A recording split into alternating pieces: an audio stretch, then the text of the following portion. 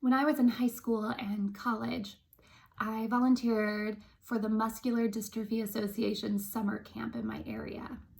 Myself, along with my three best friends, spent 1 week every summer with just over 100 people at the Tall Oaks Camp and Conference Center.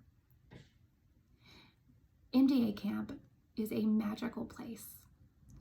We have a saying at camp that goes, "At camp, everything is possible." This is because every other week of the year, our campers live in a world for able-bodied people. People talk more about their limitations than their gifts. But camp is different. Everything is accessible there. And we celebrate all the joy and magic that is within each and every one of us. It is the purest form of joy. Our campers even look more forward to camp than they do Christmas. And this is probably because we make everything happen, from ziplining and horseback riding to magical experiences filled with movies and costumes, to creating the best kind of camp family with the most amazing camp shenanigans. However, in 2018, MDA announced it would be closing many of its camps around the country, including ours. Rather than having a separate camp for those with muscular dystrophy, if our campers and their families wanted a camp experience, they would have to go to a Christian camp for children with varying disabilities. As more information about this new camp surfaced, we learned that our kids wouldn't be able to have the same counselors, and many of us wouldn't be allowed to volunteer because we were too old. And our students and our campers couldn't participate in half of the activities because they weren't ADA accessible. And this doesn't even cover the fact that our campers who were Muslim and Hindu and atheist did not feel comfortable with going to a Christian camp, where in order to enjoy s'mores at the bonfire, they would have to come to Bible study first. We all thought camp was over for good.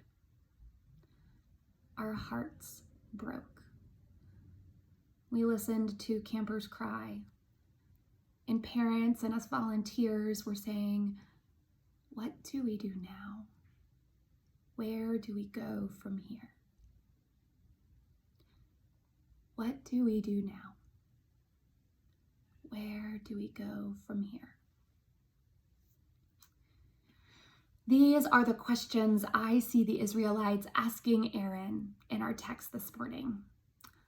Our story today picks up after the Israelites have reached Mount Sinai. It's at the base of this mountain where Moses gives the Israelites the 10 Commandments and a whole laundry list of things that God spoke to Moses. Most of these spoken things were new laws for the Israelites to follow. Laws with the intention of establishing how this community would interact and live together.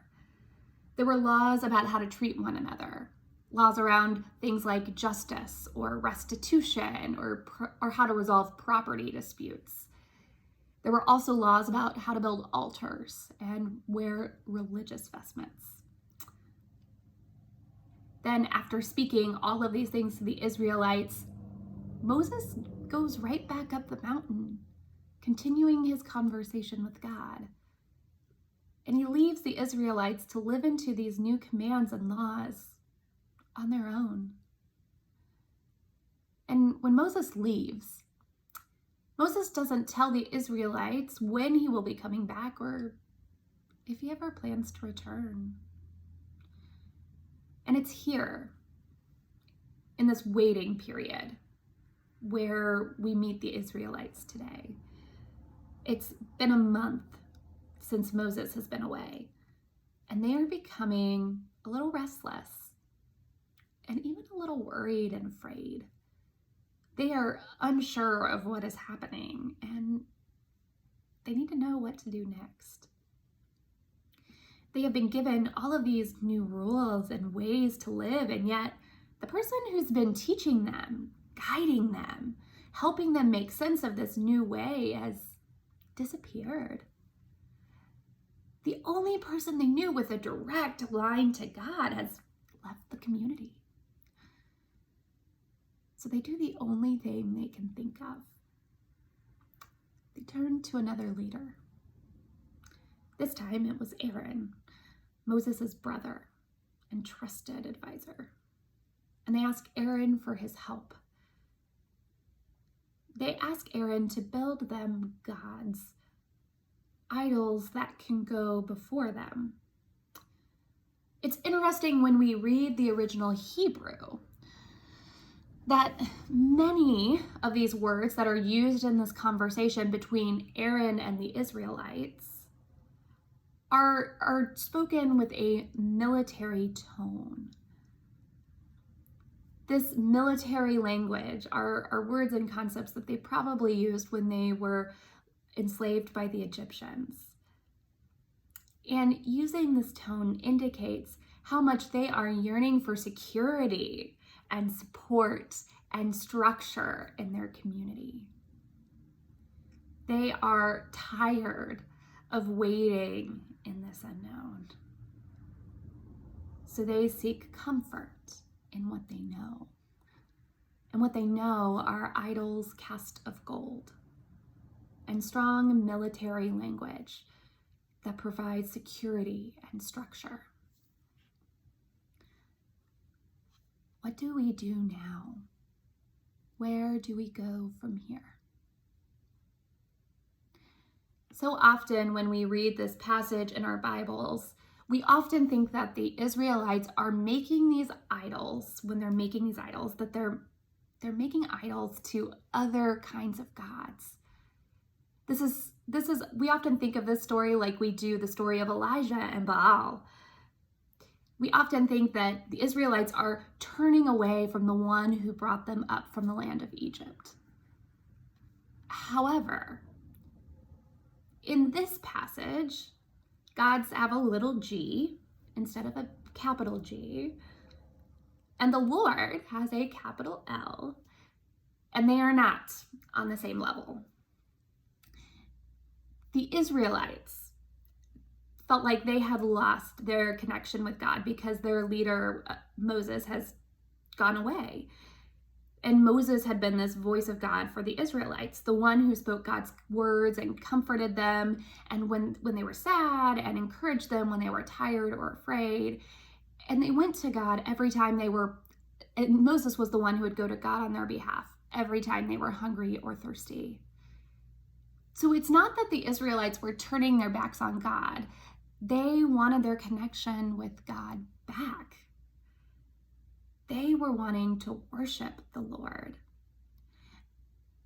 And we know this is true because when Aaron speaks of hosting a festival, it's not for the smaller gods made of gold, but for the Lord with a capital L. So often, we think about this story as one where we put idols before God, where we worship other things rather than God. We talk about money and greed. We talk about social media and being obsessed with our image. We talk about partisan politics and the polarization we see so much of today. Honestly, there is a long list of idols we can name. However, as we read this story today, I find myself thinking that the story is less about idols and more about where God is in the midst of our fear and uncertainty. The Israelites were trying to connect with God, and they were doing it with the only way that they knew how, from what they learned in Egypt, with words that they had heard spoken, and the ways they watched Egyptians worship, the only culture they had known until they walked through the Red Sea. These are practices and comforts that in the midst of fear and grief and uncertainty, they turn to because it's what they've always known. They relied on their survival instincts to do what they knew. So they asked Aaron to help them build a golden god rather than lean into the new kind of life and community that God was creating in the midst of them. What do we do now? Where do we go from here? When we heard camp was canceled, we immediately made a Facebook group and started trying to figure out what to do. Parents were calling news crews and lawyers and trying to get MDA to change their minds. We so badly wanted back the camp that we knew and loved. We thought if MDA heard us, that they would change their minds. They didn't. And after months and months of organizing, we were back at the beginning. Then a few of our dedicated and courageous volunteers stepped up and they said, hey, what if we had our own camp? What if we made a new foundation? What if we did a new thing? So they did. They created a new foundation with a new camp called Camp Milton, named affectionately for our camp mascot, Milton the Moose. And they worked tirelessly to pull off a small Labor Day retreat that summer for our camp family. And they immediately started fundraising for a full week of camp during our usual week for the following year. I didn't get to go to camp that next summer, but I saw the posts and I saw the joy. And I knew my camp family was home. It was a new kind of house, and things were a bit different, but in a brilliant and magical kind of way. Rather than continuing to try and do what we had always done, or return to the way that things were, this camp family leaned into and embraced Camp Milton. And that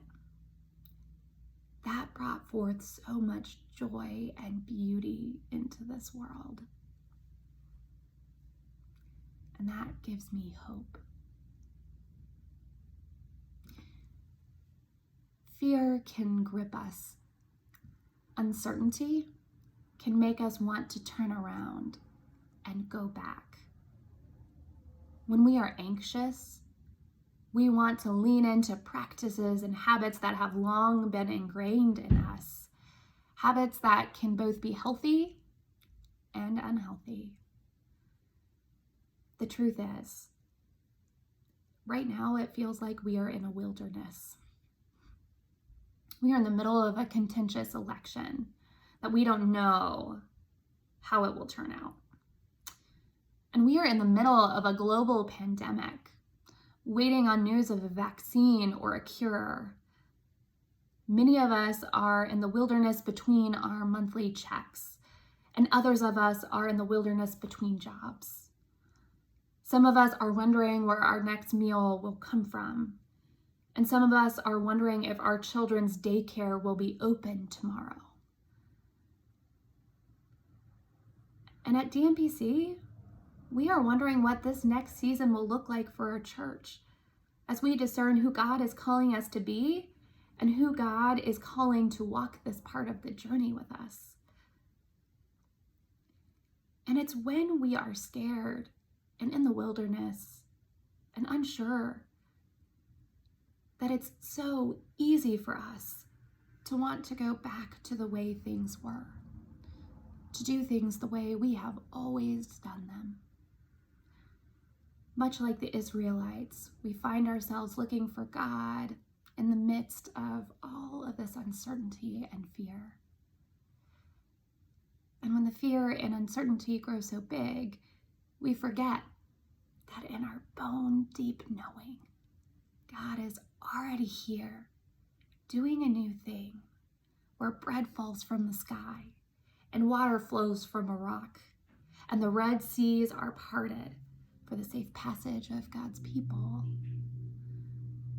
In this time of uncertainty and fear, in this period of waiting, may we listen with our hearts and be open to embrace the new ways God is calling us into being. Amen.